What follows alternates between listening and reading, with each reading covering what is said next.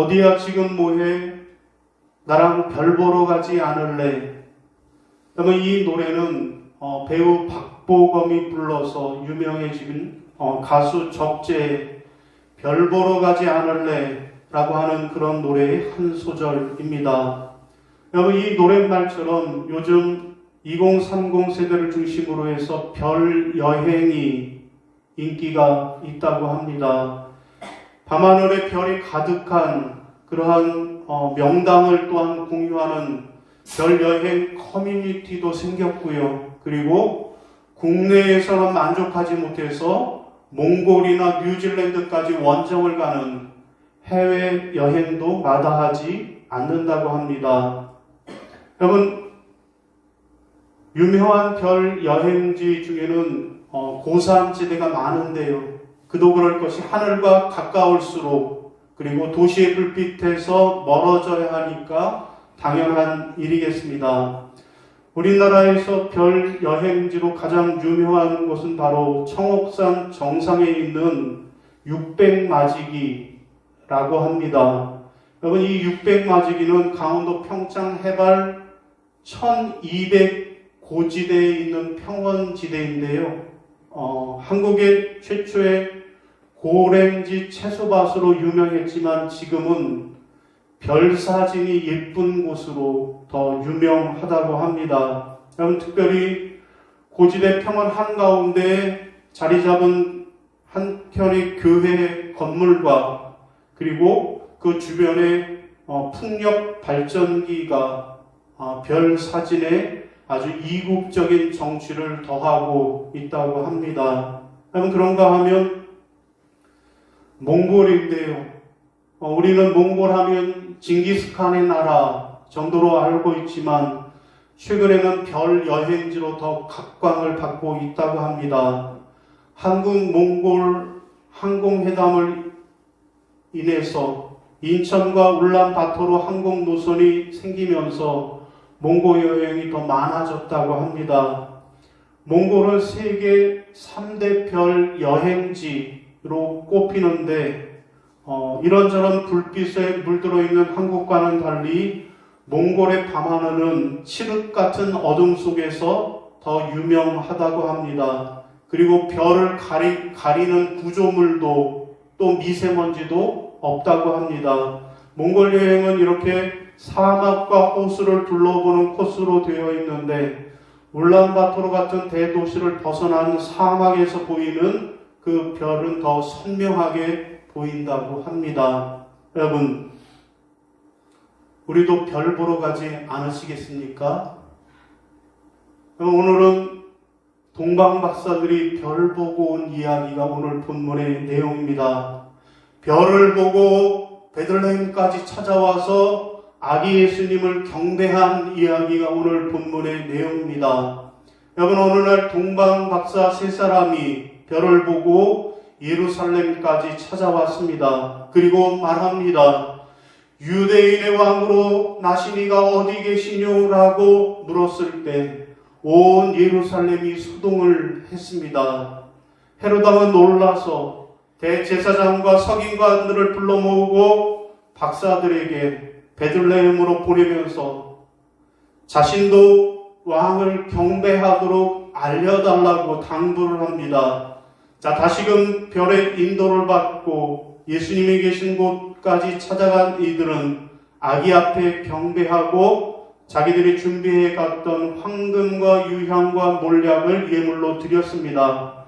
자, 그리고 꿈에 다시 헤롯에게로 돌아가지 말라라고 하는 지시를 받아서 다른 길로 자기들의 고국으로 돌아갔습니다. 뒤늦게 이런 사실을 알게 된 헤롯 대왕은 베루살렘과 그 근처에 2살 아래의 사내 아이들을 모두 몰살하였습니다.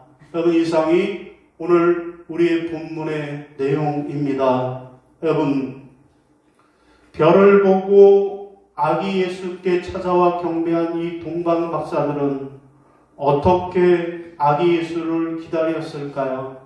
오늘 대림절 마지막 주일인 넷째 주일에 우리는 이제 주님의 탄생을 기다리면서 어떻게 기다려야 할까요? 여러분, 첫 번째로 철저하게 헌신하면서 기다려야만 하겠습니다. 따라하겠습니다. 철저한 헌신으로 기다려야 합니다. 철저한 헌신으로 기다려야 합니다. 자, 우리 1절 말씀 시작. 헤롯 왕 때 예수께서 유대 베들레헴에서 나심에 동방으로부터 박사들이 예루살렘에 이르러 말하되 아멘. 여러분, 무슨 말씀입니까? 동방 박사들처럼 예수님을 기다리는 사람은 철저하게 헌신하면서 기다려야 한다라는 말씀입니다. 여러분, 동방 박사들은 죽음의 위협을 무릅쓰고 머나먼 길을 마다하지 않고 예수님을 찾아왔습니다. 여러분, 동방 박사라 그래요. 여기서 동방은 어디일까요? 여러분, 구체적으로 본문에는 표현되어 있지 않습니다. 그러나 메데파사로 보는 학자들이 많고요. 그런가 하면 페르시아, 아라비아 혹은 바벨론이나 인도로 보는 학자들도 있는 것입니다. 여러분, 동방에서 온 박사들은 무슨 박사인가 하면 별을 보고 별을 연구하는 별 박사들입니다. 여러분, 이 박사라고 하는 말이 원어로는 마고이라고 하는 말인데, 이 말은 갈대나 파사 지역에서 천문학자들에게 붙여진 이름이라고 합니다. 그러므로 이들은 갈대나 파사 지역에서 온 별박사들이다 라고 생각할 수 있을 것입니다. 여러분, 요즘 말로 하면 이들은 천문학을 연구했던 상류 계층의 사람들이었습니다. 그들이 그렇게 별을 보고 연구하다가 어느 날 예수님의 별을 발견해내고는, 그리고 그들은 자기들이 가진 모든 것을 다 포기하고 모든 것을 다 버리고 저 머나먼 땅 유대 땅까지, 베들레헴까지 찾아 나서는 철저한 헌신을 했다라는 것입니다. 여러분, 박사들은 민수기 24장 27절 말씀 한번 보면요, 한 별이 야곱에게서 나오며 한 홀이 이스라엘에게서 일어나서 모압을 이편에서 저편까지 쳐서 파하고 그 소동하는 자식들을 다 멸하리라 라고 한 민수기 24장 27절 말씀을 믿고 하나님의 지시의 하심을 따라서 예루살렘까지 그 먼 길을 찾아온 것입니다. 여러분, 그렇습니다. 동방 박사들은 유대인의 왕이신 메시아를 찾기 위해서 먼 길을 마다하지 않고 순례했던 헌신자들이었습니다. 여러분, 생각해 보시면 당시의 교통수단은 너무나도 열악했습니다. 저들은 분명히 걸어서 그 먼 길을 걸어왔을 것입니다. 포장된 아스팔트 도로가 아니었을 것입니다. 울퉁불퉁하고 험난한 길이었을 것입니다. 그리고 펄펄 나는 먼지 구덩이를 뒤집어 써야 하는 그런 길이었을 것입니다. 여러분, 그렇습니다. 참된 예배는 이렇게 생명의 위협을 생명까지 바쳐가면서 주님을 만나는 것입니다. 그 길은 영광의 길이 아니라 십자가의 길입니다. 여러분, 말씀드린 대로 동방 박사들은 별을 연구하는, 자기들이 사는 나라에서는 상류계층의 사람들이었습니다. 조금도 부족할 것이 없는 사람들이었습니다. 그런데도 그들은 자기들의 평안한 삶을 추구하지 않고 예수님을 찾아 순례길을 떠났습니다. 자기들의 생명의 위협에도 불구하고 죽음을 무릅쓰면서까지 머나먼 길을 떠나왔던 철저한 헌신이 저들에게 있었던 것입니다. 여러분, 우리나라가 이번 카타르 월드컵에서 16강에 진출하는 아주 기적 같은 일을 또 이루어냈습니다. 여러분, 우리나라가 이렇게 16강에 진출할 수 있었던 그 비결은 무엇일까요? 많은 사람들이 첫 번째로 꼽는 것이 빌드업 축구였다고 합니다. 2018년부터 4년여 동안 한국 축구 대표팀의 주의봉을 맡았던 파울로 벤투 감독의 철학은 분명했습니다. 곧 수비진에서부터 목표의식을 갖고 정확한 패스로 전진하고 전진하는 빌드업 축구가 그것이었습니다.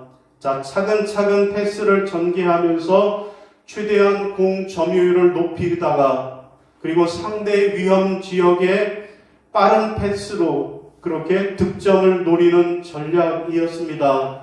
자, 벤투 감독은 부임 이후 한국은 상대의 실력에 눌려서 후방에서 롱패스만 하는 우리가 흔히 말하는 뻥축구, 뻥뻥 차는 뻥축구만 했는데 그것을 지향했습니다. 다만 이 빌드업 축구의 특성상 역습의 위험에 쉽게 노출되기에 일부에서는 강한 팀을 만나면 수비 위주로 전술을 바꾸어야 한다라는 비판도 있었습니다. 여러분, 그러나 벤투는 자신의 철학을 꿋꿋이 밀고 나갔습니다. 자, 4년이라고 하는 시간이 흐르면서 빌드업 축구는 완성도가 높아졌습니다. 과감한 패스와 안정적인 볼 배급이 자리를 잡으면서 공격 전개 속도가 눈에 띄게 빨라지고 정확도도 높아졌습니다. 여러분, 그 결과 본선에서 한국만의 축구를 펼칠 수 있었고, 그래서 강팀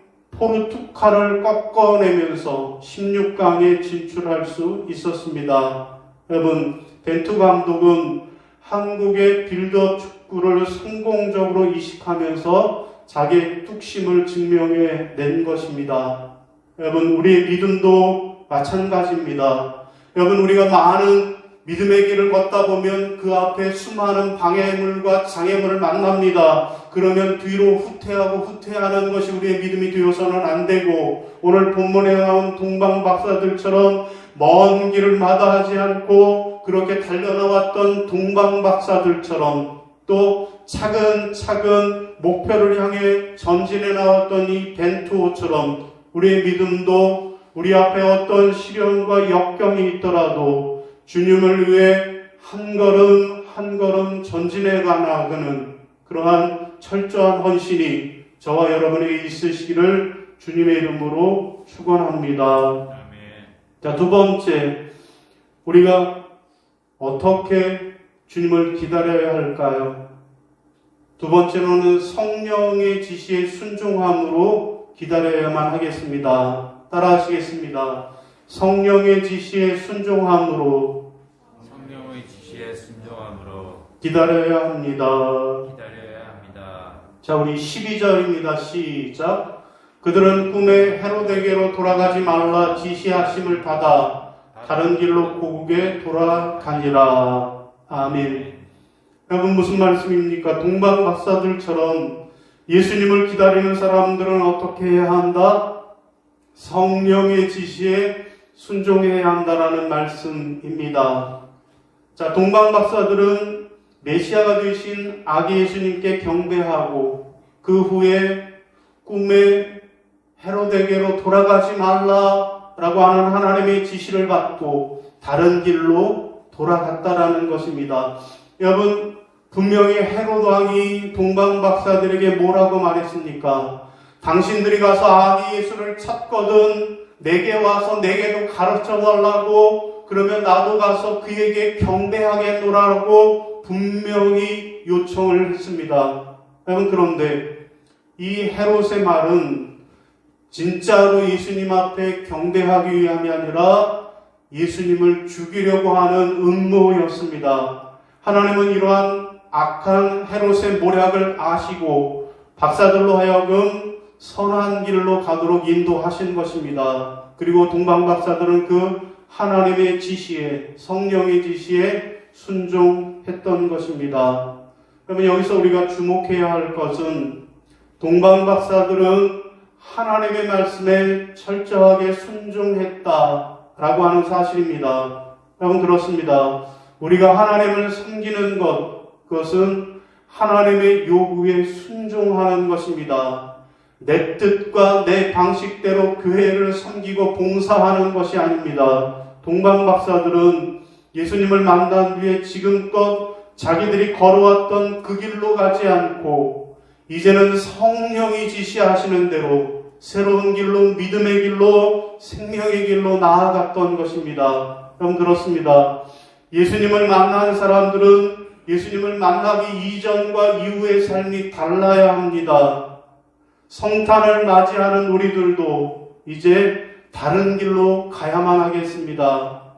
세상 사람들이 지시하는 길로 나아가는 것이 아니라 성령님이 지시를 따라 나아가는 저와 여러분이 되시기를 바랍니다. 여러분, 중꺾마라고 하는 말이 유행한다고 그럽니다. 중꺾마가 뭐예요? 중요한 것은 꺾이지 않는 마음. 여러분, 한국 대표팀은 포르투갈전에서 2대1로 승리한 뒤에 중요한 것은 꺾이지 않는 마음이다라고 하는 그 문기가 적힌 저 태극기를 들고 흔들었습니다. 자, 마스크를 쓰고 투혼을 발휘했던 손흥민 선수는 기자회견에서 우리 선수들은 정말 가능성만 보고 달려갔다. 최선을 다하고 투혼을 발휘했다면서 중꺾마, 중요한 것은 꺾이지 않는 마음이라고 하는 정말 멋있는 말이라고 선수들에게 정말 큰 영향을 주었다고 인터뷰했습니다. 그런가 하면 조규성 선수도 지고 있을 때나 이기고 있을 때나 포기하지 않고 끝까지 그 문구를 보고 한 발짝 더 디딜 수 있었던 것 같다라고 그 의미를 부여했습니다. 또 신문의 기사 제목을 담당했던 기자는 이 중꺾마라고 하는 단어가 이렇게 화제가 될 줄은 몰랐다면서 월드컵 선수들이 보여준 마음만 흔들리지 않으면 희망을 볼 수 있다라고 하는 메시지가 많은 사람들에게 공감을 준 것 같다라고 말했습니다. 여러분, 이번 카타르에 중꺾마가 있었다면 2002년 한일 월드컵에는 뭐가 있었습니까? 꿈은 이루어진다. 4강전에서 꿈은 이루어진다라고 하는 문구가 등장을 했습니다. 그리고 20년이 지난 지금까지도 꿈은 이루어진다라고 하는 말을 사용하는 사람들이 여전히 많습니다. 여러분, 무슨 차이가 있을까요? 꿈은 이루어진다, 중꺾마. 무슨 차이일까요? 여러분, 당시 꿈은 이루어진다라고 하는 말은 필승이라고 하는 결과를 중요시한 것이라고 하면 중꺾마는 과정에 방점을 찍고 있다라고 하는 그런 차이가 있습니다. 여러분, 그렇습니다. 이 중꺾마 열풍에는 승패와 관계없이 꺾이지 않는 마음이 소중하다라고 하는 의미가 담겨 있습니다. 그래서 한국 대표팀이 카타르 월드컵 8강 진출에 실패했어도 여전히 중꺾마라고 하는 말이 회자가 되는 이유라고 하겠습니다. 여러분, 우리의 믿음도 마찬가지입니다. 중요한 것은 뭐다? 꺾이지 않는 믿음이 중요합니다. 꺾이지 않는 믿음이 중요한 거예요. 여러분, 오늘 동방 박사들처럼 저들은 헤롯의 그런 모략에도 꺾이지 않고 성령의 지시를 따르는 믿음이었습니다. 여러분도 어떤 어려움과 시련이 여러분 앞에 있어서 여러분의 믿음이 꺾이지 않는 믿음으로 그래서 성령의 지시를 따라가는 여러분들이 다 되시기를 바랍니다. 자, 오늘 말씀을 정리하겠습니다. 여러분, 우리는 우리의 영원한 스타 되시는 지저스 크라이스트, 예수 그리스도를 우리가 어떻게 기다려야 할까요? 첫 번째로는 철저한 헌신으로 기다려야만 하겠습니다. 동방에서 예루살렘까지 그 먼 길을 마다하지 않고 철저한 헌신을 했던 동방 박사들처럼 철저히 헌신하시기를 바랍니다. 둘째는 성령의 지시에 순종해야만 하겠습니다. 동방 박사들의 헤롯 왕의 지시가 아니라 성령님의 지시를 따라 순종한 것처럼 우리도 성령님의 지시를 따라 순종해야 하겠습니다. 바라기는 여러분 모두가 철저히 헌신하는 마음으로 또 성령님의 지시에 순종하는 그 믿음으로 이 땅에 예수 그리스도 영원한 슈퍼스타를 맞이하는 그날까지 믿음으로 살아가시기를 주님의 이름으로 축원합니다. 아멘. 예, 결답 찬송 부르시고 축도로 예배를 마치겠습니다.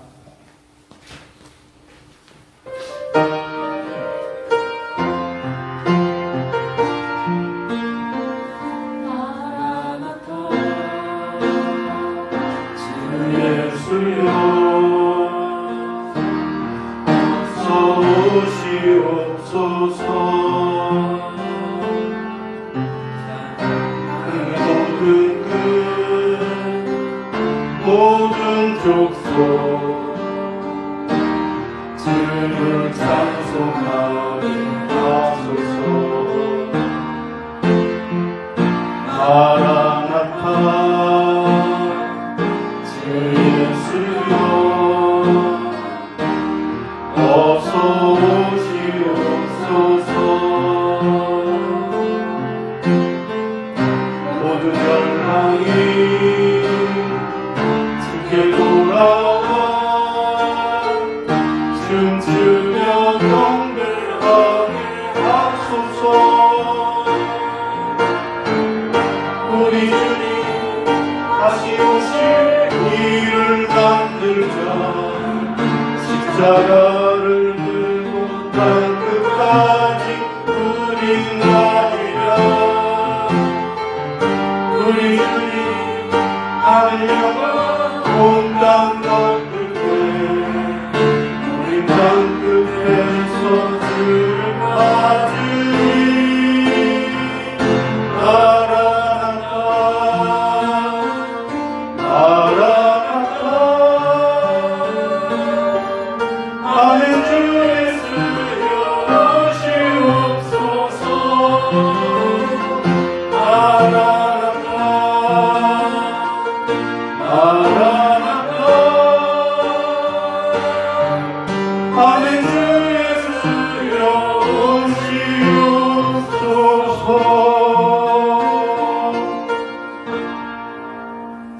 이제는 우리 주 예수 그리스도의 은혜와 아버지 하나님의 지극하신 사랑하심과 성령의 교통하시고 인도하시는 은총의 역사가 머나먼 동방에서부터 예수님의 별을 보고 예루살렘으로 베들레헴까지 찾아와서 그렇게 아기 예수께 황금과 유향과 몰약을 드리며 주님 앞에 철저하게 헌신하며 또한 경배한 후에는 헤롯 왕의 말을 듣지 않고 오히려 다른 길로 돌아가라고 하는 성령님의 지시를 받아 이제부터는 예수 그리스도만 따라가는 믿음의 길, 생명의 길을 따라갔던 동방 박사들처럼 우리도 이 땅에 오실 예수 그리스도를 기다리며 준비하면서 철저하게 헌신하며 오직 성령님의 말씀에만 순종하며 살아가겠노라고 다짐하는 모든 성도들 머리 위에 이제부터 영원까지 함께 하시기를